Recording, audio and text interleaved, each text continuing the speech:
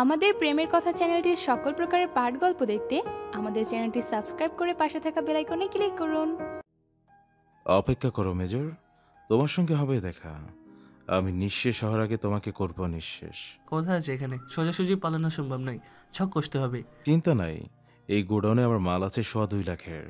কালকে গোয়াইনঘাটের বর্ডারে যাবে এগুলো। শুয়ারের বাচ্চা এগুলো নিয়ে পড়ে থাকবে।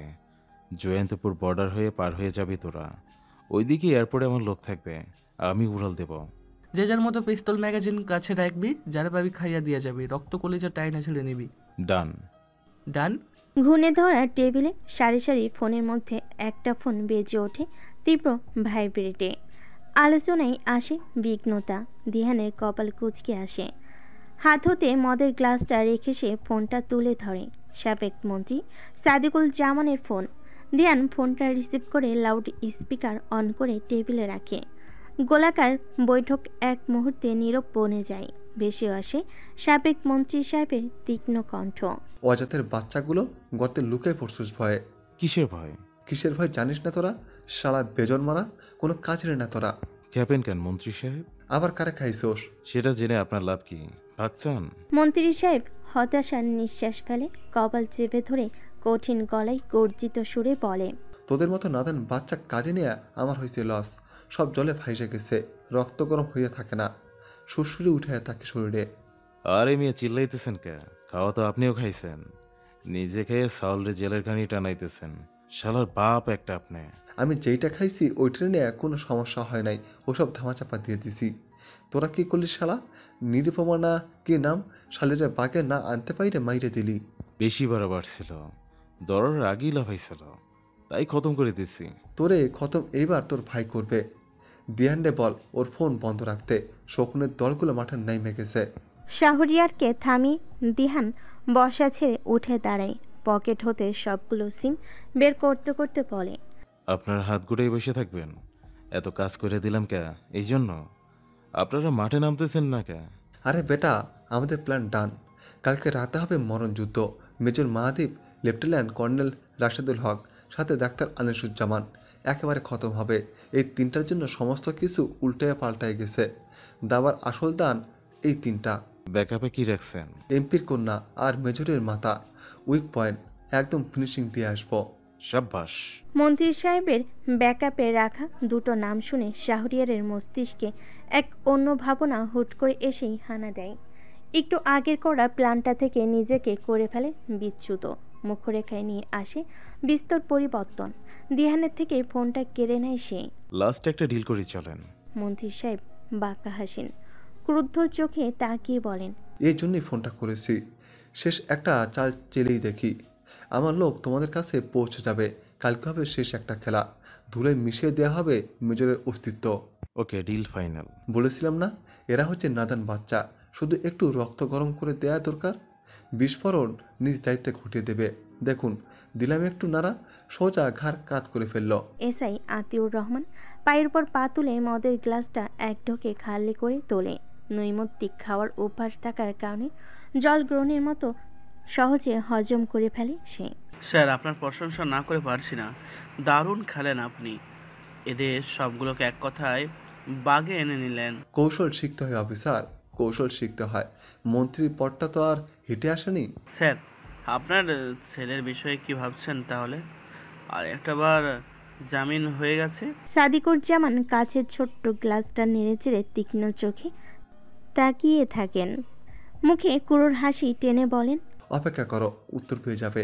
মেজর উপকমিশনার, এদের একটু তেল কমিয়ে নিই, তারপরে ফুলের মালা গলায় দিয়ে ছেলেকে বের করে আনবো। Let's enjoy the party. Let's go. রঙিন মদ্যপানের আসর রাতের আলোয় জমে ওঠে। নৃশংসতার সকসে আমোদিত হয়ে ওঠে একে একটি নরআত্মা। বেখাপ্পা উল্লাসে মত্ত হয়ে ওঠে। অশ্লীলতার চূড়ান্ত সীমায় নিজেদের টেনে নিয়ে যায় সাড়ম্বরে। স্যার, আপনাকে রেদওয়ান স্যার ডাকছে। একাধিক নারীর মাঝে নাচতে থাকা মন্ত্রী সাহেবের কানে শুরুতেই পৌঁছে না গাড়ির কথা। দু একবার ডাকার পরে শ্রবণে পৌঁছাতেই তিনি বিক্ষুব্ধ হয়ে অশ্রাব্য গালিতে ওঠেন। গাড়টা সংযত হয়, অতঃপর ধীর গলেই বলে, রেদওয়ান স্যার আপনার বেডরুমে অপেক্ষা করছেন। মন্ত্রী সাহেব তার সঙ্গে লেপ্টে থাকা নারীর কোমর ছেড়ে হাসকি স্বরে বলেন, ডার্লিং ওয়েট এ মিনিট। হাতের মদের গ্লাসটাই এক ঢোক চিপে চোখ মুখ কুচকে চলে যান উপরতলায়। সিঁড়ির মাঝপথে উঠতেই হঠাৎ তার টনক নড়ে, মস্তিষ্কে কিছু একটা বার্তা দিতেই পিছু ঘুরে তাকায়। আশেপাশে তাকে জানান দেওয়া গার্ডকে দেখতে না পেয়ে কপাল ভাঁজ করেন, এটাকে নতুন দেখলাম মনে হচ্ছে। মাথা ঝাঁকিয়ে তোলেন। মনে বুঝতেন হয়তো ড্রিঙ্কসের কারণে ভ্রম সৃষ্টি হয়েছে। পরিচিত আর গার্ড ছাড়া তার অন্দরমহলে কারোর প্রবেশ তো কড়াকড়িভাবে নিষিদ্ধ। মাছি ঢোকার ব্যবস্থাকেও করে তুলেছেন দুর্ভেদ্য। বেডরুমে দরজার নব ঘোরাতে গিয়ে হাত থেমে যায় মন্ত্রী সাহেবের। মস্তিষ্কে 1 সেকেন্ডের জন্য তোলপাড় করে ওঠে। ফের তড়িৎ বেগে তাকান তিনি সরু করিডরে। কোনো গার্ড নেই, কেউ নেই, পুরো ফাঁকা চারপাশটা। আবারও কি ভ্রম? শালা আজকের মালেও এত পাওয়ার। বিশাল বড় বেডরুম, বিশাল বড় খাট, কিন্তু তার মাঝে উল্টো দিক ঘুরে ম্যানুয়াল রিক্লাইনারে হেলান দিয়ে বসে আছেন একজন। মন্ত্রী সাহেব স্বাভাবিক ভঙ্গিতে রুমে প্রবেশ করেন। চেয়ারে বসা মানবীর দিকে হালকা মনোযোগ দিতেই রুমের লাইট নিভে যায় সঙ্গে সঙ্গে। ঘুটঘুটে অন্ধকারে নিমজ্জিত হয়ে যায় চারপাশটা। রোদেয়ান, রোদেয়ান, লাইট বন্ধ হলো কেন? রোদেয়ান। হঠাৎ অন্ধকারের কারণ ঠাউর করে উঠতে পারেন না তিনি। চারপাশে হতবিহ্বলে নেয় হাতড়াতে থাকেন, অশান্ত গলায় ডাক ছাড়েন, রোদেয়ান, রোদেয়ান। দরজা বন্ধ হয়ে যায়। হুট করে পিছনে হতে সজোরে ধাক্কা আসে।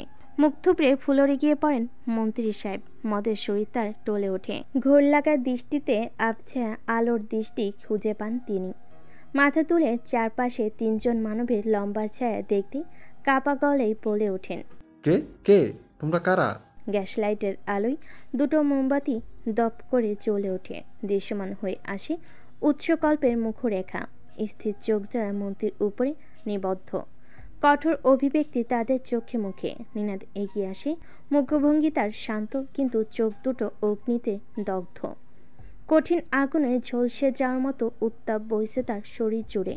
ডান হাতে ধারালো চকচকে ছুরিখানা মোমবাতির আলো লেগে গা বেয়ে উজ্জ্বলতা ঝরাচ্ছে রূপালি তেজে। মেয়ের বয়সে একটা মেয়েকে কেটে কুটে খেয়েছে সেই শরীর দিয়ে, তাই না? আমি আমি কিছু করি নাই। দমকানো কণ্ঠ। মুহূর্তেই চোখ মেলে আশপাশে অন্ধকারকে অবলোকন করার চেষ্টা করতে থাকেন মন্ত্রী। ঝাপসা চোখে ক্রমেই এগিয়ে আসতে দেখে এক অনরচিত্তি মানবকে, যার হাতে ধারালো অংশটা তাকে মৃত্যুপুরী নামক জগতের কথা মনে করিয়ে দেয় এক মুহূর্তে। মুখে ফুটে কিছু একটা বলার আগে জোরেশোরে এক লাথি পড়ে তার মুখ বরাবর। চুপ, একদম চুপ। উৎসকল্প এগিয়ে আসে, ঘাড়ের পিছনে খামচে ধরে টেনে তোলে মন্ত্রীকে। সোজাসুজি এনে দাঁড় করায় নিনাদের সামনে। মন্ত্রীর চোখ বিস্ফোরিত। ধারালো ছুরি আর তার মালিক অতি নিকটে। আজ চিরতরে মেটাবো তোর জীবনেও যৌবন। ধারালো ছুরির অর্ধাংশ ডান বুকের লম্বালম্বি ভাগে ঢুকে যায়। টেনে বের করে নিনাদ। রক্তের ফোয়ারা এসে ছিটকে পড়ে তার গায়ে। হাত চলে ফের। বুকের উপরি পৃষ্ঠে একাধিক ছুরি ঢুকাতে ঢুকাতে কলাম আর রো এঁকে নেয় সে। ছক তৈরি করে এক অজানা সংখ্যার। বিভৎস এক চিত্র ফুটে ওঠে। মন্ত্রীর চোখ মুখ কোটর হতে বেরিয়ে আসার উপক্রম হয়। আর্তনাদিত গর্জন গর্জে ওঠার মুহূর্তে গলায় সাদা গজ ঢুকিয়ে দেয় গল্প। দাপড়াতে থাকে মুরগি জবাই করার মতো। নিনাদের ছুরি রক্তে লাল, গা বেয়ে চুয়ে চুয়ে পড়া প্রতিটি কণা তার ভিতরে প্রশান্তির দোলনা বইয়ে দেয়। সে তার ভিতরে দগ্ধতার আশ পূর্ণভাবে মেটাতে মন্ত্রীর গলার মাঝ বরাবর ছুরি ধরে। উৎসকল্প প্রস্তুত হয়, আরও শক্তভাবে ধরে মন্ত্রীর নেতিয়ে পড়া শরীরটাকে। চুলের মুঠি ধরে মুখ বরাবর করে তুলতেই কয়েকটা ফ্যাস দিয়ে দেয় নিনাদ, যা একদম পেট বরাবর এসে ঠেকে। ঝর্ণা বয়ে যায় রক্তের। ছেড়ে দেয় শরীর। ফ্লোরে পিছিয়ে পড়ে দেহ। ভাসতে থাকে, ছুটতে থাকে রক্তের লহরী। 3 জনের শরীরে তাজা রক্তের প্রতীয়মান হয়ে ওঠে এক নির্মম প্রতিশোধের উৎস। ফুলরে পড়া রক্ত আঙ্গুলে তুলে নেয়। সাদা দেওয়ালের গায়ে লেখা শুরু করে বেশ কিছু বর্ণের সম্ভার। নিনাদ ছুরি ফেলে ফ্লোরে বসে পড়ে। পকেট হতে রাফার রেখে যাওয়া রুমালটা বের করে হাত মুছে নেয় নীরবে। নিজের অস্থির মনটাকে স্থিতিশীল করতে লম্বা লম্বা করে শ্বাস টেনে নেয়। অতঃপর এক দৃষ্টিতে তাকিয়ে থাকে রুমালের দিকে। মৃদুস্বরে ঠোঁট নাড়িয়ে বলে, একপাক্ষিক ভালোবাসা আমি এখন বুঝি রাফা। তবে তোকে হারিয়ে ফেলার পর তোর মতো এখন আমারও ভেতরটা জুড়ে স্থূল অনুভূতিরা ডানা মেলে, সূক্ষ্ম অনুভূতিরা নয় কিন্তু। মনের সর্ব জায়গাতে শুধু তোর বিচরণ। আমার কষ্ট লাগে, দম বন্ধ লাগে, আফসোসের অনলে পড়ে যাই, একা একা যুদ্ধ করি, ক্লান্ত হয়ে পড়ি, অতঃপর ছুটে যাই তোর কাছে। ঘন্টা কাটাকে তাচ্ছিল্য করে বসে পড়ে থাকি কবরস্থানের সামনে, দু চোখ ভরে তোকে দেখি, নিজেকে শক্ত করি, একার ভালোবাসাটাকে ভীষণ যত্ন করে লালন করি। আমি তোকে ভালোবাসি রাফা, ভীষণ ভালোবাসি। এই দেখ, তোকে যে কষ্ট দিয়ে মেরে ফেলেছি, তোকে নিজে হাতে মেরেছি। তোর বিশ্বাস ছিল আমি তোকে বুঝবো, আমি সত্যিই তোকে এখন বুঝি। আমি দিনের পর দিনে তোর জন্য অপেক্ষায় থাকি, জানি ফিরবি না, তবুও থাকি, আর থেকে যাব শেষ নিঃশ্বাস পর্যন্ত। গভীর রাতের শুরু। খোলা জানালায় জোরালো বাতাস এসে দোল দেয়। আকাশ কালো মকমলের মতো ভারী, মেঘের গর্জনেই বাইরে হতে ভেসে আসছে ঘন বৃষ্টির শব্দ। নিঃশব্দে কেঁপে ওঠে এক পুরুষের অবয়ব। কল্প মাথা নিচু করে বসরত নিনাদের কাঁধে হাত রাখে। নিনাদ তার ভারী মুখ তুলে তাকায় উপরি পানে। অশ্রুতে পূর্ণ চোখ দুটো সামলানোর প্রয়াস করতেই কল্প পিঠ চাপড়ে দেয়। দৃঢ় কণ্ঠে বলে, চল। নিনাদ কল্প উঠে দাঁড়ায়। উচ্ছের লেখাতে ততক্ষণে বসে যায় দাঁড়ি। এক দৃষ্টিতে তাকিয়ে থাকে কিয়ৎক্ষণ, কঠিন শব্দার্থ, তবে বোধগম্য যথার্থ। পাবার এই তিনজনে অস্পষ্ট হাতে গাঢ় প্রগাঢ় রক্তের কালিতে লেখা জুড়ে থাকে দেওয়ালের পৃষ্ঠে, নৃশংসকারীর হত্যা নৃশংসভাবে করেছি। আইনের ঊর্ধ্বে গিয়েছি, বন্ধুর বন্ধু হয়ে উঠতে খুঁজে নেবেন, খুঁজে পেলে ধরা দিব। তবে বহমিয়ান হয়ে চলব এদেশে বিদেশে, যাবজ্জীবন কারাদণ্ড বা মৃত্যুদণ্ড দুটোতেই রাজি। কারণ এই ছোট্ট জীবনে বন্ধুত্ব তার চেয়েও দামি। ইনকোয়ারি নাম্বার 1, ইস্ট ওয়েস্ট ইউনিভার্সিটির স্টুডেন্ট শাহরিয়ার সোহার্দ খান, পড়েছে পলিটিক্যাল সায়েন্স নিয়ে, বর্তমান বয়স 24। বার্থ সার্টিফিকেট কারণে বয়সের তারতম্য কম বেশি হতে পারে। এনিওয়ে, প্রথম বর্ষের প্রথম সেমিস্টারে সে ছিল টপার, সিজিপিএ 3.81। ওকে দেন। স্যার, তারপর ব্ল্যাঙ্ক, আর কিছু নেই। পড়াশোনায় ইতি? জি স্যার, ইতি। তার পরিবার জানে না সে এখন তৃতীয় বর্ষে পড়ছে। ভার্সিটির regular student, result always first class first. But এদিকে সে প্রথম বর্ষের মাঝখানেই পড়া ছেড়ে দিয়েছে। বাহ। ভিডিও কনফারেন্সে একই সঙ্গে যুক্ত ফের 7 জন আর্মি অফিসার। ভার্চুয়ালি সবাই এক হয়েছেন আজ বিভিন্ন আমলনামা উপস্থাপন করতে। রাত তখন 2টোর ঘরে।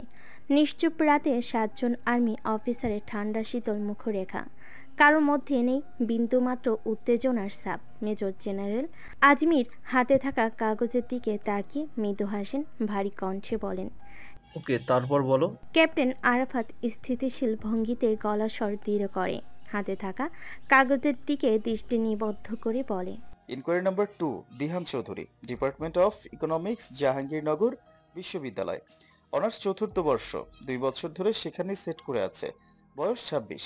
পড়া চলমান? Infinity sir. Good, okay next. Inquiry number 3, Ahsan Anjib, চাকরিচ্যুত কর্নেল রেজাউল করিমের নেইস, আর সঠিক কোনো পেশা নেই, 2 জায়গায় ঠিকাদার হিসেবে কাজ করেছে, বয়স 29। দ্যাট স্টুপিড ডান কি? Yes sir. চুপচাপ নীরবতার মাঝে হালকা হাসির আমেজ বাই। গুনগুন রব ওঠে কনফারেন্সের মাঝে। ডিসকাস শুরু হয় কর্নেল রেজাউল করিমের ভাতিজি আহসানকে নিয়ে, যাকে নিয়ে কর্নেল সাহেব রীতিমতো থ্রেট দিয়ে গিয়েছেন লেফটেন্যান্ট কর্নেল রাশিদুল সাহেব ও মেজর মাহাদীপকে। আচ্ছা, আমরা অবগত হলাম 3 জনের ব্যাকগ্রাউন্ড সম্পর্কে। এখন জানবো এদের মধ্যে একে অপরের সংশ্লিষ্টতা কিভাবে তৈরি হলো। ক্যাপ্টেন নোয়াস, স্টার্ট করো। Sure sir. আমরা মনোযোগী হই। অ্যানালাইসিস নাম্বার 1, শাহরিয়ার সৌহার্দ খান, প্রাথমিক সূত্র মতে ইন্টার সেকেন্ড ইয়ারে থাকাকালীন বন্ধুদের মাধ্যমে সর্বপ্রথম তার ইয়াং রাইডার্স ক্লাবের সঙ্গে পরিচয় ঘটে, যেটার মূলত 2টো শাখা, একটা মিরপুরে আর একটা সাভারে। অন্যদিকে ইয়াং রাইডার্স ক্লাবের সভাপতি এই দিহান চৌধুরী, সেখানে আবার 50% শেয়ার হোল্ডার সাবেক খাদ্যমন্ত্রীর ছেলে সাদমান তুর্য। এই ক্লাবটার মূল মোটো তরুণদের নিয়ে স্বেচ্ছাসেবকমূলক কাজ করা হলেও আনফরচুনেটলি এটা আসলে স্বেচ্ছায় সেবাদানের মতো কিছুই নয়, বরং তরুণদেরকে কৌশলে পলিটিক্সে যুক্ত করে বিপদগামী করা। দিনের আলোয় এই ক্লাবে চলতো রাজনৈতিক স্লোগান এবং রাতের আধারে চলতো মাদক ব্যবসায়ী। শাহরিয়ারের যাত্রা এখান থেকেই শুরু। সে প্রথমে এদের ফাঁদে পা দেয়, তারপর টিনেজ বয়সে অধিক টাকা পয়সার মুখ দেখে লাগামহীন ঘোড়ার ন্যায় টগবগিয়ে ছোটে। ধীরে ধীরে তার সংশ্লিষ্টতা বেড়েই যায় সেখানে। মেধাবী ছেলে, মাত্র 9 মাসের মাথায় মাদক কারবারিতে দিহানো তুর্যকে পেছনে ফেলে টপকে উঠে যায় শীর্ষে। গত বছর ডিসেম্বরের 26-27 তারিখে আমরা গোপনে অনুসন্ধান করে এই ক্লাবটার সমস্ত ডিটেইলস সংগ্রহ করি এবং সেই অনুযায়ী একজন 19 বছর বয়সী ছেলে সম্পূর্ণ অবৈধভাবে মালিক হয়েছিল 3.5 কোটি টাকার। ও নো, 3.5 কোটি টাকার মালিক একটা 19 বছর বয়সী ছেলে। Major Mahadip, what have you done? ছোট ভাই রাতারাতি কোটি টাকার বনেচলে গিয়েছিল আর আপনি তখন হাজার কোটাও পার করতে পারেনি। Very bad. একই বাসায় একই সঙ্গে বসবাস, অথচ চোখের আড়ালেই এত কিছু। সবকিছু এক হলেও শিকড়টা আলাদা ছিল স্যার। রাইট, ওকে, আমরা ফোকাস করি নেক্সটে। Captain নোয়াস, please continue. Analysis number 2, Shahriar চতুর। সে যখন ভার্সিটিতে অ্যাডমিট হলো, প্রথম বর্ষে রেজাল্ট ভালো করে বাবা মায়ের মনে জায়গাটা পাকাপোক্ত করে নিল। তারপর হতেই সে শুরু করলো আসল খেলা। তার ব্যবসা ততদিনে সুদূর প্রসারী। মাদক কারবারির মেইন হোতা হয়েই দিহানকে সঙ্গে রেখে তুর্যকে বানালো গুটি। সাতবান তুর্য একটা মন্ত্রী, আরেক ডানকি। তুর্যের মাধ্যমে মন্ত্রী সাহেবের সঙ্গে তাদের একটা স্ট্রং রিলেশনশিপ গড়ে ওঠে। ফুলে ফেঁপে উঠতে শুরু করে বিজনেস। সাবেক মন্ত্রীর ফুল ফ্যামিলি এইসব কারবারিতে জড়িত, তার নির্দেশে চলতো সবকিছু। অ্যানালাইসিস নাম্বার 3, কর্নেল রেজাউল করিমের সঙ্গে এই সাবেক মন্ত্রীর এক সময় ফেনিসিডিল ব্যবসার ডিল হয় 7 কোটি টাকার কাছাকাছি অলমোস্ট। তো যাই হোক, কিন্তু সেখানে ব্যাঘাত ঘটায় শাহরিয়ার। সে আরো চড়াই দাম উপস্থাপন করে কর্নেল সাহেবের কাছে, অধিক মূল্যধন, যার কারণে তিনি এক কথায় রাজি হয়ে যান। ফলে সেখান হতে উত্থাপন হয় কর্নেল রেজাউল করিম শাহরিয়ার খান সম্পর্ক। ওকে, এই তিনটাই হচ্ছে অ্যানালাইসিস পার্ট। আচ্ছা, এবার আমরা তাদের কার্যক্রম সম্পর্কে অবগত হব। অ্যাক্টিভিটি নাম্বার 1, সাবেক মন্ত্রী সাদিকুল জামান, যিনি মন্ত্রী পদে থাকাকালীন 2 জন নারীকে রেপ্ট করেন। নারীদের বয়স যথাক্রমে 25 এবং 31। আশুলিয়া থানায় তার নামে 2টো মামলা হয়, বাট মন্ত্রী সাহেব এর বিপক্ষে কে লড়বেন? ক্ষমতাকে দেওয়া হয় গুরুত্ব। 5.5 মাস এটা নিয়ে সরগরম থাকলেও পরে ধীরে ধীরে তা স্তিমিত হয়ে যায়। এর ঠিক 1.5 বছরের মাথায় মাদক মামলায় সরাসরি সংযুক্ত থাকাটা প্রকাশিত হলে জনসাধারণের তোপে পড়ে পদত্যাগ করানো হয়। সেই থেকে আড়ালে চলতো তার মাদক ব্যবসা। উল্লেখ্য, জাহাঙ্গীরনগর বিশ্ববিদ্যালয়ের 4th বর্ষের শিক্ষার্থী রেহনুমা ইসলাম রাফাকে তিনি রেপ্ট করেন। অ্যাক্টিভিটি নাম্বার 2, শাহরিয়ার সৌহার্দ্য খান, তার নামে মামলা রয়েছে সর্বমোট 3টা। মাদক কারবারির অন্যতম ত্রাস। জৈন্তাপুর গোয়াইনঘাটিতে গত 1.5 বছরে যতগুলো মাদক ও দেশীয় অস্ত্রের কারবার চলেছে, এক্ষেত্রে সে প্রত্যক্ষ এবং পরোক্ষভাবে জড়িত। উল্লেখ্য, মেজর মাহাদীপ স্যারের নাবালক মেয়েকে সে নিজ হাতে সায়ানাইড পুশ করে হত্যা করেছে। সবাই এক মুহূর্তে স্থির হয়ে যায় ক্যাপ্টেন আরাফাতের শেষ কথাটা শুনে। চোখের দৃষ্টি পড়ে মেজর মাহাদীপের উপরে, কিন্তু মেজর মাহাদীপের ভাবরেখাতে ঘটে না বিশেষ পরিবর্তন। সে স্বাভাবিক, মুখভঙ্গি শীতল। শেষ কথাটা তার অন্তর বিদ্ধ করলেও নিজের করুণতা কিংবা দুর্বলতাকে প্রশ্রয় দেয় না বহিঃসম্মুখে। তার হারানোর বেদনা, কষ্ট, ত্যাগ সবকিছুই সবসময় থাকে উচ্চ অবস্থায়। অ্যাক্টিভিটি নাম্বার 3, দিহান চৌধুরী শাহরিয়ারের পার্টনার, যার নামে মামলা রয়েছে 8টা। মাদক ও চোরাকারবারিতে তার সংশ্লিষ্টতা ব্যাপক। মূলত তার হাতেই শাহরিয়ার নামক ছেলের সৃষ্টি। উল্লেখ্য, জাহাঙ্গীরনগর বিশ্ববিদ্যালয়ের 4th বর্ষের বাংলা ডিপার্টমেন্টের নিরুপমা নেহাকে সে নিজে হাতে সায়ানাইড পোষ করে মারে। অ্যাক্টিভিটি নাম্বার 4, আহসান আনজিব, যার নামে সিলেট থানায় 2টো মামলা আছে। কর্নেল রেজাউল করিমের সেকেন্ড হ্যান্ড হিসেবে সমস্ত কারবারই সে নিজে দেখাশোনা করত। উল্লেখ্য, ক্যাপ্টেন সাজিদকে গুলিবিদ্ধ করে এবং সে নিজ হাতে কাশেম নামে এক সহযোগীকে হত্যা করে। দীর্ঘশ্বাস পড়ে, সবাই নিস্তব্ধ। অরাজকতার এক কঠিন চাদরে মরানো সবকিছু সমাজে নিজেদের কতটা নির্মমভাবে উপস্থাপিত করেছে তারা। হত্যাযজ্ঞ, ধর্ষণের মতো কঠিন কাজগুলো করতে দ্বিধাবোধ করেনি সামান্যতম। মেজর জেনারেল সাহেব চোখে চশমা পরে নেন। দুহাত মুষ্টিবদ্ধ করে ল্যাপটপ স্ক্রিনে দৃষ্টি রেখে অনর গলায় বলেন, মেজর মাহাদিবের আন্ডারে ছিল জৈন্তাপুর বিষয়ক অমীমাংসিত কেস। আজ সেই কেসের 1.5 বছর হতে চলেছে। যদিও কেসটা 1 বছরের মাথায় এসে মোটামুটি মীমাংসিত হয়, কর্নেল রেজাউল করিমের কুকীর্তির প্রমাণসহ ধরা পড়ে। আমি সন্তুষ্ট, তবে শুরু হতে শেষ পর্যন্ত এর মাঝে নীরব যুদ্ধ চলেছে। মস্তিষ্কের সর্বোচ্চ ব্যবহার করে নিতে হয়েছে প্রতিটি পদক্ষেপে। আমরা এখন সেটা ডায়াগ্রামের মাধ্যমে দেখব, অবগত হব একটা বিষবৃক্ষ কীভাবে তার শাখা পোশাখা ছড়িয়েছিল তার নির্দিষ্ট গণ্ডি পেরিয়ে। লেফটেন্যান্ট তানভীর ডিসক্রাইব করবে। লেফটেন্যান্ট তানজিব ল্যাপটপের স্ক্রিনে ফ্লোচার্ট তৈরি করে, দক্ষ হাতে ক্লাসিফিকেশন করে একাধিক নামের, অতঃপর ভিজুয়ালাইজ করে স্পষ্ট কণ্ঠে উপস্থাপন শুরু করে। সাবেক মন্ত্রী সাদিকুল জামান, কর্নেল রেজাউল করিম, শাহরিয়ার সোহার্দ খান, শাফায়েত আহসান আঞ্জিব, বাহার মিল্লাত, মজনু শেখ, ইহান চৌধুরী, কালোবাজারি আমজাদ, সাদমান তুর্য, রায়হান রশিদ, মাস্টারমাইন্ড খ্যাত রফিক, সমস্ত রিপোর্ট চেঞ্জিং, ডাক্তার মাহমুদ, সার্বিক আইনগত ব্যবস্থা গ্রহণের সাহায্যে এসআই আতাউর রহমান এবং শামীম সাহেব, বহির্ভূত সাহায্য স্থাপনাকারী রেদওয়ান রশিদ, মিজানুর রহমান, মূল ঘাঁটি Jaintapur, Gowainghat, Sylhet Sadar. Our action against them, colonel Rezaul করিমের ত্রাস ধ্বংস, তাকে গ্রেফতার, বাহার মিল্লাত ও মজনু শেখকে নির্দিষ্ট সময়ে ধরতে সক্ষম, প্রয়োজনীয় তথ্য সংগ্রহ এবং মাদক কারবারির একটা গোডাউন জব্দ। বর্তমানে তারা উভয়ই কারাভোগরত। জৈন্তাপুরের আংশিক অঞ্চলে বিস্তৃত আধিপত্য বিস্তার, রোধ এবং তার আন্ডারের সমস্ত শক্তিকে নিষ্ক্রিয়করণ। মাস্টারমাইন্ড রফিক, খুন, রাহাজানি, অবৈধ অস্ত্র পাচার রোধকরণ।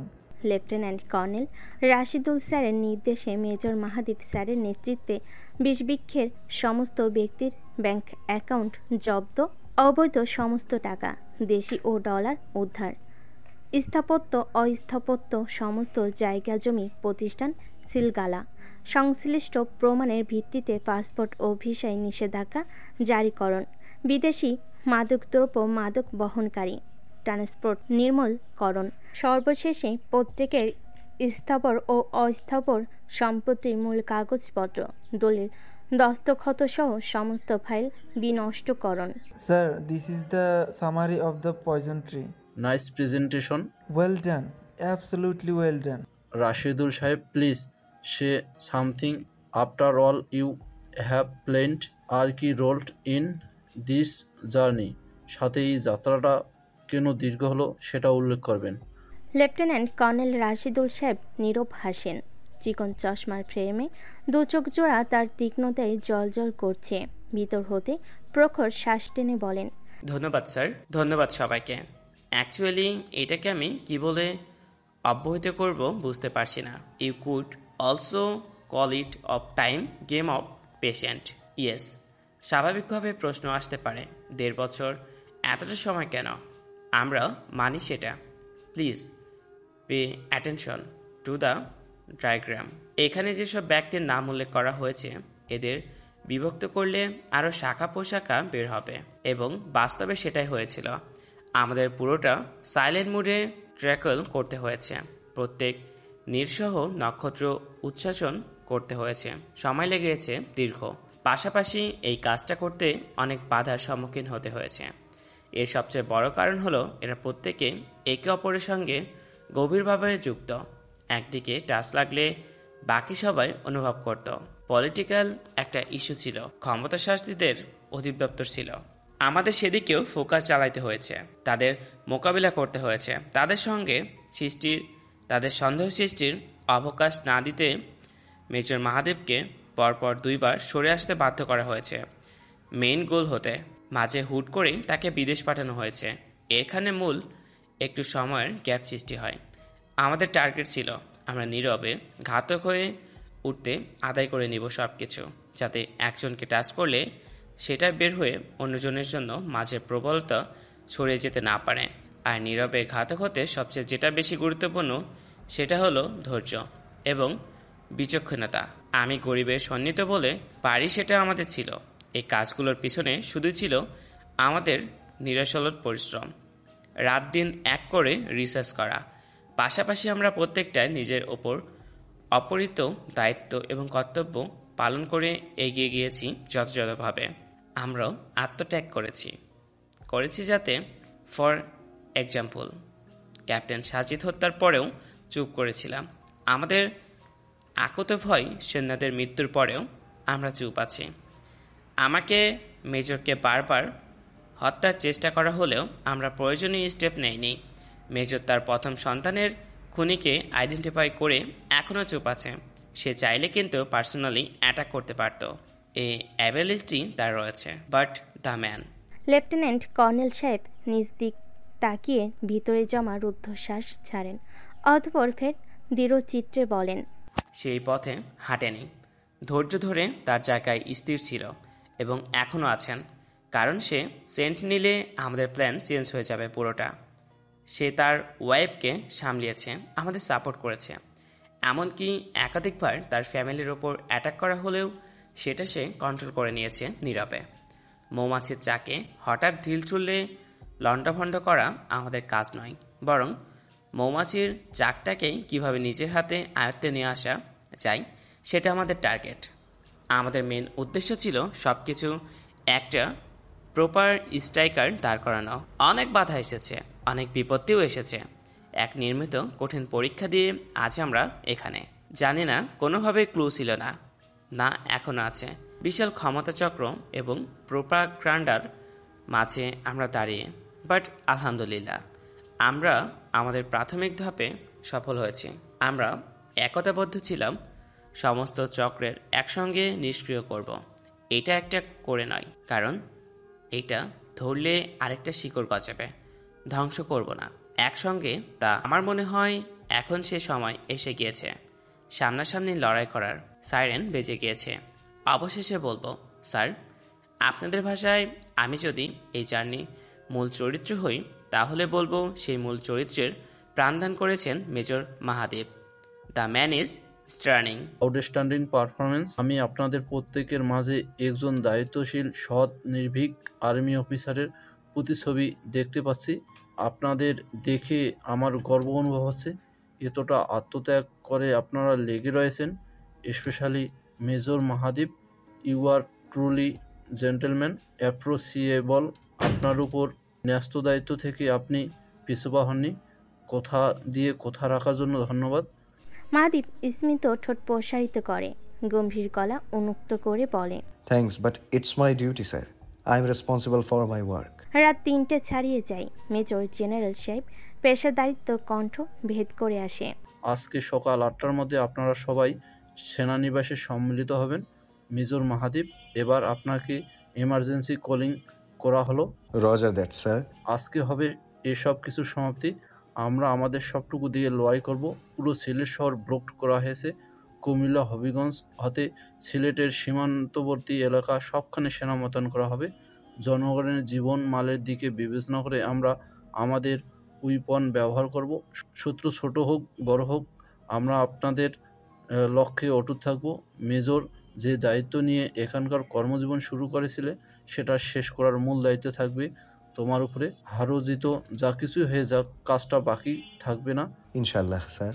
মেজর জেনারেল স্যারের চোয়াল শক্ত হয়। উদ্দীপ্ত চোখে দৃঢ় কণ্ঠে উচ্চারণ করেন, আজ শত্রু থাকবে অজানা অসংখ্য, জীবন থাকবে অনিশ্চয়তার খাতায়। কিন্তু সোলজার জীবনের চিন্তা করে না, সোলজার মৃত্যুকে পরোয়া করে না। সোলজার সাহসী, সোলজার অকুতোভয়। Weather is water on land or in the sky, Bangladesh army rules everywhere. রাত 3:30। নির্জন রাতে নেই কোনো শোরগোল কিংবা সারা শব্দ। মাহাদীপ কনফারেন্স শেষ করে উঠে দাঁড়ায়। বেলকনি হতে ল্যাপটপটা নিয়ে ঘরে প্রবেশ করতেই দেখে অর্ধাঙ্গিনী তার এখনও জেগে বেডে আধুসা হয়ে দুহাতে বই নিয়ে ধরে আছে সম্মুখে। ঘুমাওনি এখনো তুমি? কেয়া সম্মুখ হতেই বই সরিয়ে এক পলক উকি দেয় মাহাদীপের দিকে। বিরস গলায় বলে ওঠে, ঘুম আসছে না আমার মেজর সাহেব। তাহলে কি তুমি পড়ছো? বইয়ের দিকে তাকিয়ে থাকতে কেন জানি ভালো লাগছে। মাহাদীপ স্বল্প নিঃশ্বাস ফেলে ল্যাপটপটা ডেস্কে রেখে ধীর পায়ে এগিয়ে আসে। খেয়ার হাত হতে বইটা সরিয়ে ভালোভাবে শুইয়ে দেয় তাকে। গায়ে কভারলেটটা টেনে ললাটে চুমু এঁকে দেয় নিঃশব্দে। বইয়ের দিকে তাকিয়ে থাকার ভালো লাগাটা যদি আগে থেকে কাজ করতো তাহলে এত কষ্ট করতে হতো না। এখন ঘুমাও, আর পড়তে হবে না, যা পড়েছো এনাফ। আপনি এই কথা বলছেন? আপনি না সব সময় বলেন পড়ো পড়ো। সব সময় বলি না, পড়ার সময়টাতেই বলি। চলে যাবেন কালকে? মাহাদীপের দৃষ্টি শিথিল হয়ে আসে। মনের মধ্যে এই প্রথম কিছু একটা নিয়ে তার খারাপ লাগা শুরু হয়। কথা দিয়েছিল সে খেয়াকে কালকে প্রথম পরীক্ষায় সঙ্গে থাকবে তার, কিন্তু আই এম সরি। খেয়া মলিন হাসে। মাহাদীপের চুলের মাঝে নিজের আঙ্গুলগুলো ডুবিয়ে ধীর কণ্ঠে বলে, এমার্জেন্সি কলিং, যেহেতু যেতেই হবে, এখনই যাবেন? 4:30টার সময় বের হব। ওকে। মাহাদীপ খেয়ার হাত নিজের হাতের মুঠোয় পুড়ে নেয়। শান্ত চোখে দৃষ্টি নিবদ্ধ করে বলে, আবারও একটা প্রতিকূল সময় তোমাকে ফেলে যাচ্ছি। প্রেগনেন্সি জার্নির কঠিন সময়টাতে তোমার পাশে থাকতে পারছি না। নিজের ভেতরে আজকে প্রথম রিগ্রেট ফিল হচ্ছে, বাট আমি আমার দায়িত্ব থেকে পিছপা হতে পারবো না কোনোভাবে। আমাকে আগে লড়তে হবে দেশের জন্য। ডোন্ট ফিল রিগ্রেট মেজর সাহেব, এখন এটা নর্মাল বিষয় হয়ে দাঁড়িয়েছে। আমি হয়তো অনেকটা এক্সপেকটেশন কমিয়ে দিয়েছি কিছু কিছু বিষয় হতে, বাট নিজেকে বোঝাই আপনার সিচুয়েশন। আপনি একা নন, আপনার মতো আরও অনেক সোলজারকে দেশের জন্য ফ্যামিলি ছাড়তে হয়। সেসব ফ্যামিলি যদি ত্যাগ স্বীকার করতে পারে তাহলে আমিও পারবো। মাই সুপার ওমেন। জোরপূর্বক মৃদু ঠোঁট প্রসারিত করে খেয়া। কিছুক্ষণ নীরবতা বয়। দুজনেই চুপচাপ থাকে নিজেদের জায়গায়। কিয়ৎক্ষণের নীরবতা শেষে মাহাদীপ নিজ হতে বলে, কালকে একটা দিনের মধ্যে অনেক কিছুই হয়ে যেতে পারে, সবকিছু সৃষ্টিকর্তার হাতে। তবে তুমি নিজের জায়গাতে স্থির থাকবে। তোমার অ্যাবিলিটি থাকা পর্যন্ত পরীক্ষায় অ্যাটেন্ড করার চেষ্টা করবে। নিজেকে শক্ত রাখবে, পড়াশোনা চালিয়ে যাবে। পড়াশোনা একটা আলাদা শক্তির খেয়া, এটা প্রত্যেকের জীবনে একটা ব্যাকআপ পাওয়ার হিসেবে কাজ করে। তোমাকে জব করতে হবে না, তোমার ইচ্ছার বিরুদ্ধে কিচ্ছু করতে হবে না। তুমি শুধু তোমার পড়াশোনাটা স্মুথলি শেষ করো। ইনশাল্লাহ আল্লাহ আমাকে যথেষ্ট ফাইন্যান্সিয়াল অ্যাবিলিটি দিয়েছেন, কোনো সমস্যা হবে না। নয়, কথা দাও আমাকে। খেয়া তাকাই। মাহাদীপের চোখের পানি। শোয়া ছেড়ে ধীরে ধীরে উঠে বসে। বাড়ানো হাতে হাত রেখে বলে, আমি চেষ্টা করব আপনার কথা রাখতে। থ্যাঙ্কস। কঠিন বিদায় নিচ্ছেন? মাহাদীপ স্মিত ভেসে মাথা নিচু করে খানিকটা চোখ বন্ধ করে দীর্ঘশ্বাস ফেলে বলে, কঠিন বিদায়। খেয়ার ভিতরটা কেঁপে ওঠে। এই কঠিন বিদায়টার অর্থ তার বোধগম্য। সে জানে এর মানে কি, এর যন্ত্রণা কত প্রখর। চোখ ঘোলাটে ভাব হওয়া মুহূর্তে সে নিজেকে সামলাই। নিভে যাওয়া কণ্ঠে বলে, আপনি ফ্রেশ হয়ে রেডি হয়ে নিন, 4টা বেজে এলো। মাহাদীপ নিজের ভিতর অব্যক্ত কথাগুলো পরিস্ফুটন করতে চেষ্টা করে, কিন্তু অর্ধাঙ্গিনীর বেদনা গহিত মুখ তাকে আঘাত হানে নীরবে নির্ভীতিতে। কিছু বলার অবকাশ তার হয় না। নির্বিঘ্নে সে হজম করে নেয় সব কথা। উঠে যায় যুদ্ধযাত্রায় নিজেকে প্রস্তুত করতে। ঘড়ি কাটা 4:05। কুঞ্জবন এক ড্রয়িং রুম জুড়ে বসে আছেন কিছু ভগ্ন হৃদয়ের মানুষ। নিকষ কালো অন্ধকারে ছেয়ে যাওয়া মুখ, নেই কোনো আলোর আভাস। ফ্যাকাশে শুকনো মুখ, নীরব ব্যথায় যে যার মতো কাতর। মাহাদীপ ইউনিফর্ম পরে রেডি হয়ে আসতেই সবাই এক নজর মাথা তুলে তাকায় তার দিকে। মোহাম্মদ আলী খান খুলে রাখা চশমা চোখে পড়তে পড়তে বলেন, এসেছো? অপেক্ষা করছি। হঠাৎ জরুরি তলব? মাহাদীপ সোফায় বসে। ঘড়িতে দৃষ্টি মেলে তার কঠিন মুখোপে গম্ভীর কণ্ঠ উন্মুক্ত করে, আমি জাস্ট 10 হতে 12 মিনিট সময় নিব সবকিছু মিলিয়ে। এই সময়ের মধ্যে আমার কথা চলবে শুধুমাত্র চাচির সঙ্গে। তোমরা কাইন্ডলি কোঅপারেট করবে আমার সাথে, কারণ আমার সময় লিমিটেড। মিসেস নাজিয়া চোখ তুলে তাকান মাহাদীপের দিকে। অন্তরাত্মা তার শুকিয়ে আসা নেই। বুকের মধ্যে ক্রমাগত শুরু হয় হাতুড়ি পেটা। চোখের নিচে পড়ে যাওয়া কালিতে নিজেকে সে বিধ্বস্ত চূড়ান্ত রূপে এনে দাঁড় করিয়েছে। আজ কথাগুলো বলা প্রয়োজন, তোমাদের সবাইকে জানানো প্রয়োজন। তোমরা শাহরিয়ার সম্পর্কে অনেক কিছুই জেনেছো ইতিমধ্যে। আশা করছি কালকে আরো কিছু জানবে। তুমি শুরুই করতে পারো মাহাদীপ। আমি আপনাকে কতবার ওয়ার্ন করেছি চাচি? আপনি শুধু আমাকে এটার অ্যান্সার দেবেন। একবার, দুইবার, তিনবার, নাকি বহুবার? মিসেস নাজিয়া চুপ থাকেন। তার হতে আসে না কোনো সদুত্তর।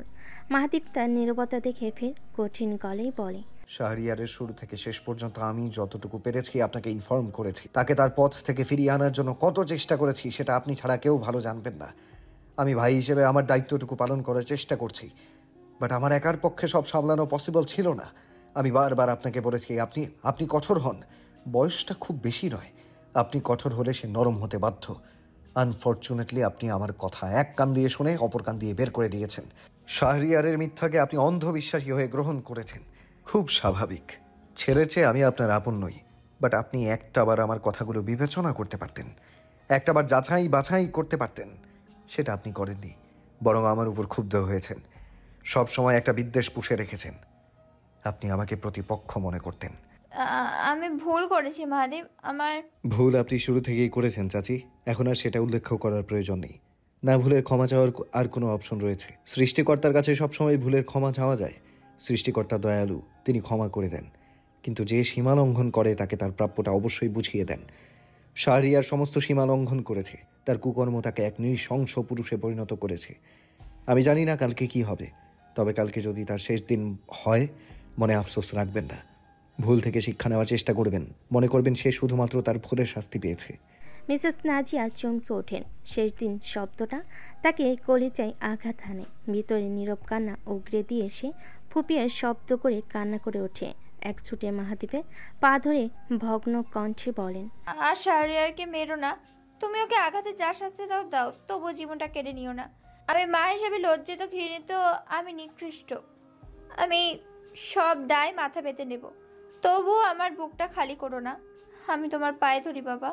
মাহাদীপ তৎক্ষণাৎ উঠে দাঁড়ায়। মিসেস সালমা এসে মিসেস নাজিয়াকে তুলে ধরে সোফায় বসান। আপনি আপনার কোল খালি করার কথা ভাবছেন, অথচ সে অন্য জনের কোল খালি করছে।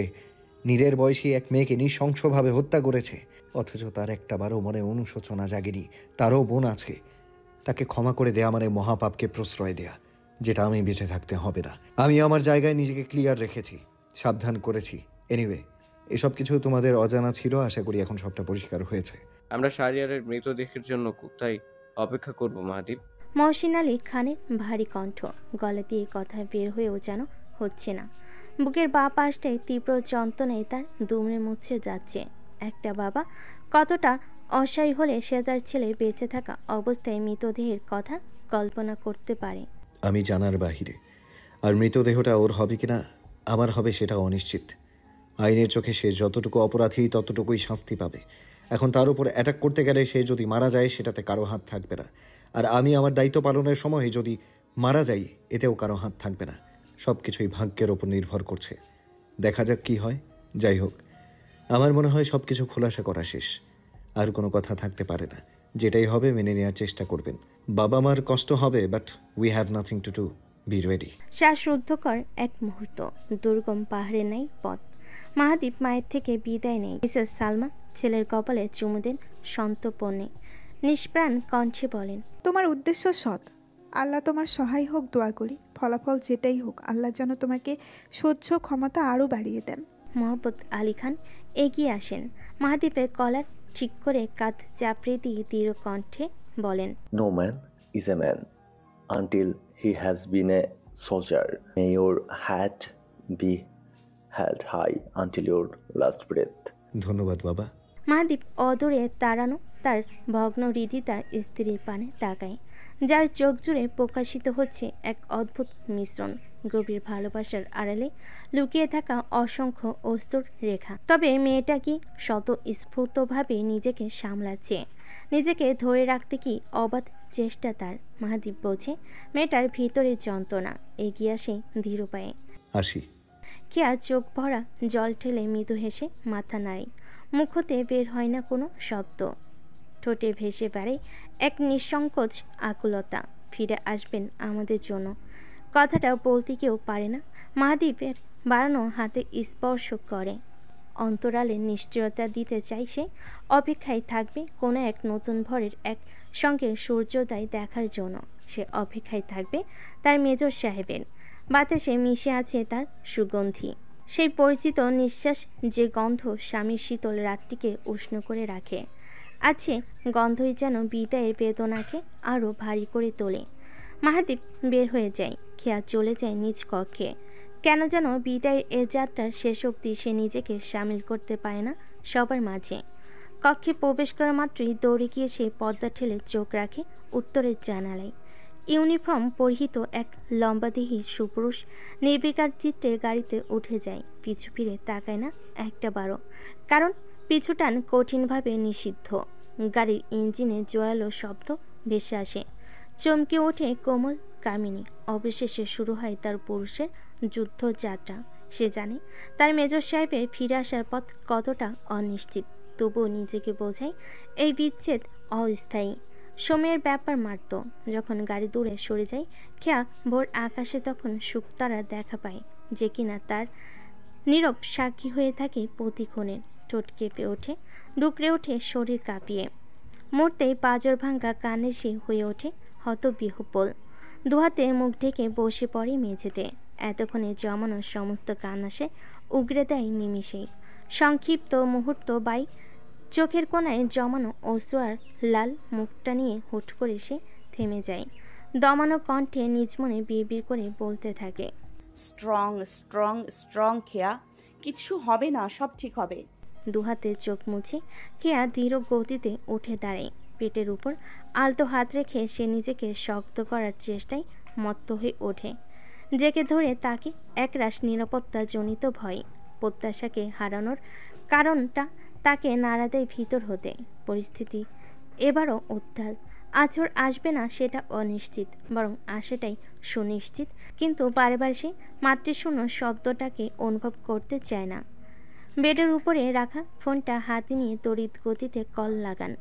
দুঃখিত বাবা, এই সময় ফোন করে তোমাকে বিরক্ত করার জন্য। তোমার শরীর ঠিক আছে মা? বাবা, আমার সিকিউরিটি লাগবে। জহির সাহেবের এক মুহূর্তে উড়ে যায় আত্মা, প্রাণ ফিরে আসে। খেয়ার এ সময় ফোন আসা দেখে তার ভিতরটা উত্তাল হয়ে গিয়েছিল। স্বস্তির নিঃশ্বাস ফেলে দৃঢ় কণ্ঠে বলেন, মাহাদ্বীপের হাই সিকিউরিটির কারণে আমার লোকজন কাজের জন্য ওই এরিয়াতেই প্রবেশ করতে পারছে না কালকে রাত হতে। চিন্তা করো না তুমি। সিলেট শহর গধূলি বিকেলের স্নিগ্ধতা উধাও আজ। তার বদলে জায়গা নিয়েছে এক চাপা আতঙ্ক, ভয় আর একরাশ আশঙ্কা, ঠিক যেন উপরিপানের আকাশে জমে থাকা কালো মেঘের ছায়ার মতো। ঘন ঘটা গুরুগম্ভীর। গতকাল রাত থেকে শহর অঞ্চল জুড়ে ছড়িয়ে পড়েছে সন্ত্রাসী হামলা আসন্ন। প্রকাশ্য এসেছে গোয়াইনঘাট আর জৈন্তাপুরে শীর্ষ সন্ত্রাসী ও মাদক ব্যবসায়ীরা বেপরোয়া হয়ে উঠেছে। বেড়েছে আতঙ্কবাদীদের উৎপাত। যে কোনো মুহূর্তেই ঘটে যেতে পারে বড়সড় হামলা, অর্থাৎ জনজীবন হুমকির সম্মুখে। সিলেট সদর উপজেলা জৈন্তাপুর এবং গোয়াইনঘাটি অঞ্চলে বিশেষ নিরাপত্তা জারি করা হয়েছে আজ। দোকানপাট বন্ধ, রাস্তাঘাট শুনশান, অপ্রয়োজনে ঘোরাঘুরি করা হয়েছে নিষিদ্ধ। শহরের বিভিন্ন গুরুত্বপূর্ণ পয়েন্টে সেনাবাহিনীর টহল শুরু হয়েছে ইতিমধ্যেই। এরই মাঝে আবার সরগরম হয়েছে টিভি নিউজ রিপোর্টে সাবেক খাদ্যমন্ত্রীর হত্যাকাণ্ড নিয়ে প্রকাশিত সংবাদ। কে বা কারা এই হত্যাকাণ্ড সংঘটিত করেছে, প্রাথমিক তদন্ত শেষে মেলেনি তেমন হদিস। তবে অভিযান চলমান। আর্মি হেডকোয়ার্টার বিকেল 5:35। গাড়ি হতে সুশৃঙ্খল কায়দায় নেমে আসে মেজর মাহাদীপ। হাতে তার 2টি বিশেষ নথিপত্র। আজকের অপারেশন অনুমোদনের জন্য তা উপস্থাপন করতে সে সরাসরি চলে যায় মূল কার্যালয়ে। তীক্ষ্ণ দৃষ্টি সম্পূর্ণ চাহনি, নিউট্রাল মুখের এক্সপ্রেশনে বোঝা দায় তার মস্তিষ্কে আজ সমস্ত পরিকল্পনা কোন ধারে প্রবাহিত হচ্ছে। হাঁটার ধরন আত্মবিশ্বাসী, প্রতিটি স্টেপ মেজার্ড। কাঁধ টান টান, ডান হাত মুষ্টিবদ্ধ করে দৃঢ় চিত্রে প্রবেশ করে সে বিশেষ কক্ষে। উপস্থিত উপরিস্থ কর্মকর্তাদের স্যালুট প্রদান শেষে সে দক্ষ হাতে তার নথিপত্রগুলো ব্রিগেড কমান্ডারের হাতে তুলে দেয়। সুস্পষ্ট ও কমান্ডিং টোনে বলে, sir, team ready, equipment checked, awaiting further order. Brigade commander Kaiser সাহেব সন্তুষ্ট ভঙ্গিতে মাথা নাড়িয়ে নথিপত্র হাতে তুলে নেন। শুরু হয় নীরব পর্যালোচনা। স্তব্ধতায় ঘেরা কক্ষ হতে ভাসে না কোনো কথার রেওয়াজ। ব্রিগেড কমান্ডার অনুমোদন করে স্বাক্ষর প্রদান করা শেষে ব্যাটালিয়ন কমান্ডারের হাতে তুলে দেন। আনুষ্ঠানিক কার্যক্রম শেষ হতেই উপস্থিত হন মেজর জেনারেল আজমির। একই সাথে যে যার অবস্থান থেকে সুস্থির ভঙ্গিতে স্যালুট শেষে কর্মোদ্যম সম্পূর্ণ করেন। What is the condition? Sir, major Mahadip reporting. Target locked, man 100%, go status. Good job, nice, you are ready to deal with our situation. আমি আশা করছি আজকের লিডারশিপ, ডিসিপ্লিন এবং ট্যাকটিক্যাল ব্রিলিয়েন্স সব কিছুতেই ভারসাম্য বজায় থাকবে সুস্থিতিশীলভাবে। ইয়েস স্যার, আমরা আমাদের সাধ্যমতো চেষ্টা চালিয়ে যাব। মেজর মাহাদীপ প্রস্থান নেয় অগ্রযাত্রার ধাবিত হয় আজকের অপারেশনে। লেফটেন্যান্ট কর্নেল রাশিদুল হক মেজর জেনারেলের সঙ্গে নিজেদের কার্যাবলীগুলো যথার্থ ব্যাখ্যা উপস্থাপন করেন। ইউনিটের প্রশাসনিক ও লজিস্টিক সহায়তা নিয়ে হয় পারস্পরিক সমন্বিত আলোচনা। প্রেস মিডিয়ার সামনে নিজেদের অবস্থান সুস্পষ্ট করার জন্য সমস্ত রিপোর্ট সঠিকভাবে বিশ্লেষণ করেন আরও একবার। What is your impression of major Mahadip in this journey? Major general Ajmir তার বরাদ্দকৃত আসনে বসতে বসতে লেফটেন্যান্ট কর্নেল রাশিদুল হকের দিকে দৃঢ় কণ্ঠে প্রশ্ন ছুড়েন। লেফটেন্যান্ট কর্নেল রাশিদুল হক সমস্ত রিপোর্ট চেক আপের মাঝে স্মিত হেসে সশ্রদ্ধে ভঙ্গিতে বলেন, স্যার, মেজর মাহাদীপ প্রফেশনাল লাইফে একজন ক্যালকুলেটিভ কুল হেডের পারসন। তার প্রত্যেকটি জোশেজার এক্সপ্রেশন এবং ডিসিশন মিস ফাস্ট মেন্টালি থেকে জন্ম নেয়। ধৈর্যবান ব্যক্তি সহজে উত্তেজিত হয় না। আমি ১.৫ বছর তাকে পর্যবেক্ষণ করে আসছি। প্রত্যেকটি কাজ সে নিখুঁতভাবে দায়িত্বশীলভাবে সম্পাদন করে আসছে। সবচেয়ে বড় বিষয়টি হচ্ছে তার মুভমেন্ট, ভঙ্গি, কথাবার্তা, সবকিছু মিশন ওরিয়েন্টেড এবং প্রফেশনালি পরিপূর্ণতা। আশা করি ভালো কিছু হবে। ইনশাল্লাহ, আশা করছি। Mission operation dark cloud. Location Gowainghat, Jaintapur, Kanaighat সীমান্তবর্তী এলাকা, সিলেট বিভাগ, বাংলাদেশ। ডিভিশন স্তরে মিশন সংগঠিত হওয়ার সমন্বিতভাবে এটি মাল্টি মেজর অপারেশন হিসেবে পরিচালিত হচ্ছে। মেজর মাহাদীপ মনোনীত করা হয়েছে সাব কমান্ডার হিসাবে। তার অধীনস্থ মেজর সাদাব এবং মেজর মোহাইমিন সেকেন্ডারি লিডার হিসেবে কাজ করছেন সাব ইউনিট কন্ট্রোল করতে। কমান্ড অফ চেইনের মাধ্যমে ইন্টার ইউনিট কোঅর্ডিনেশন করে তারা স্বতন্ত্রভাবে অবস্থান নিয়েছে সিলেট সদর ও গোয়াইনঘাটে। মিশন শুরুর সময় 6টা হতে 10 মিনিট। সূর্য ডোবার আগ মুহূর্ত। সন্ধ্যা তার অন্ধকারে ঝুলি না খুললেও আকাশে চর্ণকালো মেঘের ভার নুইয়ে দেয় ধরণীকে। কালো সেই মেঘগুলো ঘন ভারী অগ্নিগর্ভ, কখনো নীলচে কালো তো কখনো তামাটে রঙের। দেখে মনে হয় যেন ধোয়ার ভাঁজ কার্বনের পালক। মেজর মাহাদীপ শেষ মুহূর্তে ইউনিট ব্রিফিং ও কমান্ডো স্ট্রাকচার সুদক্ষভাবে সম্পূর্ণ করে গাড়িতে উঠে আসে। গোয়েন্দা তথ্যের ভিত্তিতে এই মুহূর্তে লোকেশন ট্র্যাকিং করে তারা কানাইঘাট উপজেলার ডোনা সীমান্ত শনাক্ত করেছে। গন্তব্য এখন সেখানে। স্যার, দরবস্ত কানাইঘাট একটা আঞ্চলিক সড়ক রয়েছে যেটা জৈন্তাপুরের সঙ্গে কানেক্টেড। Syndicate network? জি স্যার, জৈন্তাপুরের হরিপুর থেকে কানাইঘাটের গাছবাড়ি, এই 2 জায়গা দিয়ে সিন্ডিকেট নেটওয়ার্ক তৈরি করে তারা মাদক কারবারি করে এসেছে। মাহাদীপ তার ধারালো দৃষ্টি সম্মুখে রেখে হালকা মাথা নাড়ায়। গাড়ির গতির সঙ্গে সঙ্গে সে তার মস্তিষ্কে চলমান সমস্ত ক্যালকুলেশন সলভ করতে পাল্লা লাগায় নীরবে। ঠান্ডা মুখরেখা বজায় রেখে ফোন করে ক্যাপ্টেন আরাফাতকে। Is everything okay? No sir, এয়ারপোর্টে ঢোকার পূর্ব মুহূর্তে পালিয়েছে শাহরিয়ার। আমরা ধরার আগে লোকেরা আইইডি বিস্ফোরণ ঘটিয়েছে। এখানকার সিচুয়েশন ভয়াবহ। 2 জন শিশুর তাৎক্ষণিক মৃত্যু হয়েছে, অর্ধশতাধিক মানুষ ফ্র্যাগমেন্টেশন ইনজুরিতে আক্রান্ত হয়েছে। ক্যাপ্টেন আরাফাতের কথাগুলো মাহাদীপের চোয়াল মুহূর্তে শক্ত করে তোলে। হাত মুষ্টিবদ্ধ করে নিজেকে নিয়ন্ত্রণ করতে থাকে সে। ভারী গম্ভীর কণ্ঠ উন্মুক্ত করে বলে, please handle this situation carefully. Yes sir. সূর্য ততক্ষণে তার আলো নিভিয়ে ফেলেছে। চারিদিকে নেমে এসেছে অন্ধকার। মেঘের গর্জন বাইছে। ডোনা সীমান্তের দুর্গমতা ও রাতের ভয়াবহতা অভিযাত্রীদের জন্য হয়ে উঠেছে কঠিন থেকে কঠিনতর। পাহাড়ি পথ, চারপাশে ঘন জঙ্গল। একটু ব্রেক ফেল করলেই একদম নিচু গর্তে পড়ে যাওয়ার সম্ভাবনা প্রখর। স্পিড কমাও। স্যার, পিছন হতে 2টা গাড়ি আসছে। দেখছি, তুমি স্পিড কমাও। Yes sir. লেফটেন্যান্ট মাহিন গাড়ির স্পিড কমাতে মাহাদীপ এক নজর সূক্ষ্ম দৃষ্টি ফেলে পিছনে। ডোনা সীমান্তে প্রবেশের অভিমুখেই তাদের পিছু নিয়েছে 2টো জিপ। গর্জন তুলে এগিয়ে আসছে তাদের দিকে। রাইটে যাবে। লেফটেন্যান্ট মাহিনের ঠোঁটের আগেই এসে থামে কথা। বলতে তৎপর হয়ে ওঠে, স্যার, আমাদের তো লেফটে যাওয়ার কথা, রাইটে কেন? কিন্তু পরিস্থিতি প্রতিকূল দেখে সে আর তা প্রশ্রয় দেয় না। হজম করে যায় চুপচাপ। এই মুহূর্তে স্যারের কাঠিন্যতায় ঘেরা মুখ আর দ্বিতীয় প্রশ্ন অসম্ভব। পিছন হতে আগত গাড়ি দুটো টর্চের আলোয় প্রয়োগ করছে তাদের উপর। তার মানে উক্ত গাড়ি দুটোর হেডলাইটারগুলো অকার্যক্ষম। আর এই ছোট্ট সূচকটাই কাজে লাগে মাহাদীপ। গাড়ি লেফট রাইটের মাঝপথে আসতেই শেষ আলোর উৎস হিসাবে নিজেদের গাড়ির হেডলাইট অফ করে দেয় সে। নিখোঁজ কালো ছাই রেখে যায় চারপাশটা। রেডিও ভয়েসে তাৎক্ষণিকভাবে লৌহ শীতল কণ্ঠে বলে ওঠে, action plan delta. Yes sir, we are in position. Mahadip jeep দুটোকে বিভ্রান্ত করতে রিভার্স প্যাটার্নে প্রয়োগ করে। ডেল্টা টিম দ্বারা উল্টো দিক থেকে ধাওয়া করতে জিপ দুটো পড়ে যায় মাঝখানে। ফাঁপড়ে ফলে আপনা আপনি স্পিড বেড়ে যায়। Turn on the headlights Mahin.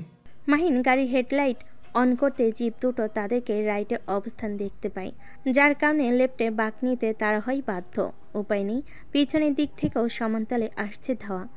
মাহাদীপ jeep দুটোকে লেফটে যাওয়ার সুযোগ করে দিয়ে টিম ডেল্টাকে কঠোর গলায় নির্দেশ দেয়, সামনে 100 মিটার শেষে আর কোনো পথ নেই। গোলাগুলির সুযোগ দিবে না, তার আগে অ্যাকশনে যাওয়ার চেষ্টা করবে। অ্যান্ড একটারও হাড্ডি আস্ত থাকবে না। জিপ দুটো লেফটে চলে যেতে মাহাদীপ মাহিনের সঙ্গে ড্রাইভিং সিট পালাবদল করে নেয়। নিজের ড্রাইভিং সিট দখল করে গাড়ি আবারও পিছন দিক থেকে ঘুরিয়ে এনে যে পথে এসেছিল সেই পথে পা বাড়ায়। এক হাতে স্টিয়ারিং, অপর হাতে রেডিও বাড়তে শক্ত গলায় বলে, team alpha, can you hear me? Yes sir. আমরা ডোনা সীমান্ত হতে ফিরে যাচ্ছি, তোমরা ওটা ক্লিয়ার করো। জাস্ট 2 থেকে 3টা ট্রাক যাবে ড্রাগস নিয়ে। এটা ওদের ফাঁদ। Every truck will be seized. Roger that sir. Lieutenant মাহিনের ঘাম ছুটে যায়। এই কঠিন জিগজ্যাগ পাহাড়ি রাস্তায় স্যারের তোলা গতি দেখে তার বুকের ভিতরে ঝড় ওঠে। একটুখানি শুধু এদিক ওদিক হবে তো সোজা নিচে গিয়ে পড়বে। যেখান হতে লাশ ছাড়া আর কিছু ওঠা হয়তো সম্ভব নয়। স্যাটেলাইট রেডিওতে ফের রিপোর্ট আসে, গোয়াইনঘাটে চলছে ব্যাপক গোলাগুলি। একজন সৈন্য নিহত হয়েছে, বেশ কিছু সৈন্য ব্যাপকভাবে আহত। তবে মেজর ময়মিনের দক্ষতায় এখনও অবধি সমান্তালে লড়াই করে যাচ্ছে তারা। অন্যদিকে সিলেট সদরের অবস্থা খুব একটা ভালো না। এর মধ্যে খবর এসেছে ওরিওথিম প্লাজার চারপাশে যে ভবনগুলো ছিল সেগুলোর প্রত্যেক গ্যারেজে কার বোম ফিট করে রাখা হয়েছে। মাহাদীপের প্রতি বিচলিত হওয়ার কোনো আভাস ফুটে ওঠে না। সে ধীর স্থিরভাবে সব কিছু বিশ্লেষণ করে মেজর সাদাবকে নির্দেশ দেয়, সর্বপ্রথম জনসাধারণের জীবন নিরাপত্তা নিশ্চিত করে তারপর অ্যাকশনে যাবে। যেগুলো কারে বোম ফিট করা হয়েছে সেগুলো আগে নিষ্ক্রিয়ণ করো। প্রয়োজনে শত্রুদের ছেড়ে দাও। শত্রুদের ছেড়ে দিব? সেকেন্ড অপশন রয়েছে, পালাতে পারবে না। মেজর সাদাব বিপরীতমুখী পরিবেশে হালকা একটু স্বস্তির নিঃশ্বাস ফেলে নিজেদের প্ল্যান পরিবর্তন করে জনসাধারণের জীবন মালকে ক্ষয়ক্ষতি হতে বাঁচাতে তারা অ্যাকশন বন্ধ করে পারিপার্শ্বিক অবস্থা স্থিতিশীল করতে হয়ে ওঠে প্রস্তুত। Major Mahimin, support and logic সাহায্য যাচ্ছে। Try to stabilise the situation in any cost. Thanks, এটা প্রয়োজন ছিল। Yes, I will do my best. Mahadip rear view মিররে চোখ রেখে দিক পরিবর্তন করে প্রবেশ করে অন্দরমুখে। লেফটেন্যান্ট মাহিন একের পর এক প্ল্যান পরিবর্তন দেখে কৌতূহল দমাতে পারে না। মনের সাহস সঞ্চয় করে সে জোর গলায় বলার চেষ্টা করে, স্যার আপনি নিশ্চিত কিভাবে হচ্ছেন ওরা অন্তর্মুখ দিয়ে পালাতে পারে? একমাত্র অন্তর্মুখে কোনো সেনাবাহিনীর টিম নেই। নেই নাকি রাখা হয়নি স্যার? মাহাদীপ এক পলক লেফটেন্যান্ট মাহিনের দিকে তাকায় তীক্ষ্ণ চোখে। লেফটেন্যান্ট মাহিন স্যারের চাহনি দেখে দমে যায়। Sorry sir. ইয়েস, রাখা হয়নি। লেফটেন্যান্ট মাহিনের ভাঁজকৃত কপালে রেখা সমান্তরাল হয়ে যায় সঙ্গে সঙ্গে। কৌতূহল জেগে ওঠে দ্বিগুণ উচ্ছ্বাসে। সে যতবার মেজর স্যারের সঙ্গে কোনো অপারেশনে এসেছে, যে প্ল্যান তারা সম্মিলিতভাবে করেছে কোনোটাই স্যার এক্সিকিউট করে না। সবসময় বিকল্প পথ চলে সে। আজকেও তার ব্যতিক্রম ঘটছে না। স্যার আমরা তাহলে শুধু শুধু ডোনা সীমান্তে কেন গেলাম? ওই জীব দুটো আমাদের দিক ভ্রান্ত করতে চেয়েছিল। আমরা সেই ভ্রান্তে পা রেখে সমর্থন জানিয়েছি। তারা তাদের উপর পর্যায়ে ইনফর্ম করেছে আমরা ডোনা সীমান্তেই যাচ্ছি। সুতরাং তারা নির্বিঘ্নে অন্তর্মুখ দিয়ে পালাতে পারে। আর একটা কোয়েশ্চেনও নয়, টিম চার্লিকে ইনফর্ম করো জেফরিকে দিয়ে রেডি হতে। লেফটেন্যান্ট মাহিন চতুর মস্তিষ্কে এক মুহূর্তে সব কিছু বুঝে নেয়। তার মানে এগুলোই পূর্ব পরিকল্পিত ছিল। এজন্য টিম ডেল্টাকে নির্দেশ করা মাত্রই পজিশন নিয়েছে। সমস্ত সীমান্তবর্তী এলাকায় সেনাবাহিনী মোতায়েন করা হলো, অন্তর্মুখে রাখা হয়নি স্বইচ্ছাকৃতভাবে। এক্ষেত্রে শত্রুপক্ষ চেয়েছিল তাদের পথভ্রষ্ট করে ডোনা সীমান্তে নিয়ে গিয়ে ফাঁদ ফেলানো, যাতে এই সুযোগে তারা অন্তর্মুখ হতে পালিয়ে যেতে পারে। কিন্তু তাদেরও যে বাপ আছে সেটা হয়তো ভুলে গিয়েছিল। সব মিলিয়ে দারুণ একটা ট্রিক্স ফলো করা হয়েছে দেখে লেফটেন্যান্ট মাহিনের মুখে ফোটে পাকা হাসি। মেজর স্যারের দিকে আর চোখে তাকিয়ে মনে মনে বলে ওঠে, সত্যি মাল আছে বস, আপনাদের আইডিয়াল মনি। একদিন আমিও মেজর হয়ে এমনভাবে ট্রাগল করব। জেফরিকে রেডি রাখো, কুইক। আন্দরমুখ চোরা কারবারির এক স্বর্গরাজ্য। রাত খুব সম্ভবত 8টার কাছাকাছি। গুড়ি গুড়ি বৃষ্টি শুরু হয়েছে ইতিমধ্যে। মাহাদীপদের সঙ্গে যোগ দিয়েছে টিম চার্লি, সঙ্গে জেফরি। এই অঞ্চলের প্রতিটি ধাপ পেরোনো দুর্ভেদ্য। কাঁচা পাকা পাহাড়ি রাস্তা, কর্দমাক্ত পিচ্ছিল। আন্দরমুখ হতে ভারত প্রবেশের সবচেয়ে গোপন পথ হচ্ছে ঝিলাম নদী পারাপার। রাতের অন্ধকারে ঝিলাম নদীর ধার ঘেঁষে ট্রলারে দেখা পেতেই মাহাদীপ সহ টিম চালিয়ে গাড়ি হতে নেমে যায় তৎক্ষণাৎ। সমতল ভূমির ন্যায় উচ্চ গতিতে দৌড়ে নিচে নেমে যায় সরাসরি। শুয়োরের বাচ্চা এখানে কেমনে? না কইলাম ওদের ডোনা সীমান্তে পাঠাইতে। জানি না কেমন কি, রাজন হারামির পোলা তো কইছিল মেজর শালা ডোনা সীমান্তে যাইতেছে। শাহরিয়ার ট্রলারের গায়ে লাথি মেরে বিকৃত ভাষ্যতে গালাগাল শুরু করে। এই মন্ত্রীশালা টপকানোর সময় পেল না, ওর জন্য সব প্ল্যান নষ্ট হয়ে গেল। দিয়ান মুখ হতে সিগারেট ফেলে দিয়ে অশ্রাব্য গালি দিয়ে ওঠে। শাহরিয়ারের দিকে ক্রুদ্ধ চোখে তাকিয়ে বলে, এই হারামির পোলা তোর লাইগা সব লন্ডা ভন্ড হয়ে গেছে। কি বাল করলি?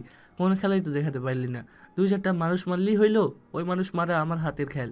তোরে কইছিলাম মন্ত্রীর সাথে হাত মিলিয়ে নাস, আগে বলাই তারপর সব কিছু। কুত্তার বাচ্চা, তোমার গায়ে লাগলো না? শাহরিয়ার দুহাতে চুল টেনে ধরে, হিংস্রাত্মক চোখে মুখে দাঁতে দাঁত পিষে ট্রলারের মাঝে বসে পড়ে। অন্যদিকে ট্রলার শুরুর আগে ইঞ্জিন বিকল হয়ে গিয়েছে, চলছে না কোনোভাবেই। ওই ঠিক কর তাড়াতাড়ি। নাইমা যান, ট্রলার যাইবো না। তোর বাপে যাইব। শালার পুতের ট্রলার খারাপ হওয়ার সময় পাইল না। আমার বাপে যাইবো। নাইমা যা, জানোয়ারের বাচ্চাগুলা। দিহান শাহরিয়ার ক্ষিপ্ত হয়ে ওঠে ট্রলারের চালকের উপর। গর্জিত সুরে এগিয়ে যেতেই মুখ হতে গামছা সরিয়ে পিস্তল তাক করে এগিয়ে আসে ক্যাপ্টেন আরাফাত। Back back.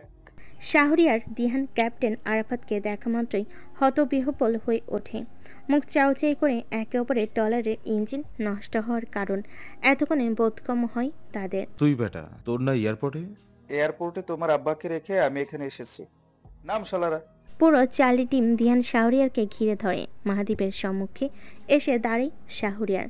চোখে চোখ স্থাপিত হয় কঠোর ভেদি হয়ে। মুখরেখা দুজনের শক্ত। বহুল দিনের পরে প্রতীক্ষিত সেই দিনে আজ মুখোমুখি দুজনে। Welcome to the hell. আমার গায়ে একটা স্পর্শ লাগবে তো তোর বউ খতম হয়ে যাবে। ঠোঁটের কোণে তাচ্ছিল হাসি মাহাদীপের। ধীর শান্ত কণ্ঠে বলে, আমার ওয়াইফের গায়ে যে স্পর্শ করবে সঙ্গে সঙ্গে সে দ্বিখণ্ডিত হয়ে যাবে, হয়তো হয়েও গিয়েছে। শুয়োরের বাচ্চা। আওয়াজ নিচে। মাহাদীপ পুরো টিমকে নির্দেশ দেয় দিহানকে নিয়ে উপরে যেতে, সাথে আশেপাশে যত সব সাঙ্গপাঙ্গ আছে সবগুলোকে প্যাকেজ করতে। অতঃপর শাহরিয়ারের দিকে প্রখর দৃষ্টিতে তাকে শীতল কণ্ঠে বলে, আর ভাইয়ের হিসাব তো ভাই নেবে। সামান্যতম সুযোগের সৃষ্টি। টিম চালি দিহানকে ধরে নিয়ে যেতে শাহরিয়ার কিছুটা পথ আলগা পায় পালানোর। মাহাদীপকে সজোরে ধাক্কা দিয়ে দৌড় শুরু করে সে। পকেট হতে বের করে ডান হাতের অগ্রপ্রান্তে সুকৌশলে ধরে রাখে ছুরি, যেটা তার এই মুহূর্তে আত্মরক্ষা শেষ অস্ত্র। মাহাদীপও একই সঙ্গে দৌড় শুরু করে।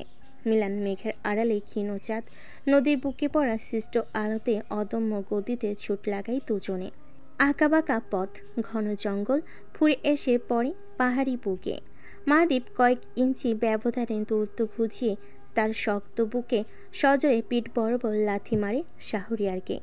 মুখ থুবড়ে পড়ে সে, তবে ছুরিটা একইভাবে আবদ্ধ থাকে হাতে।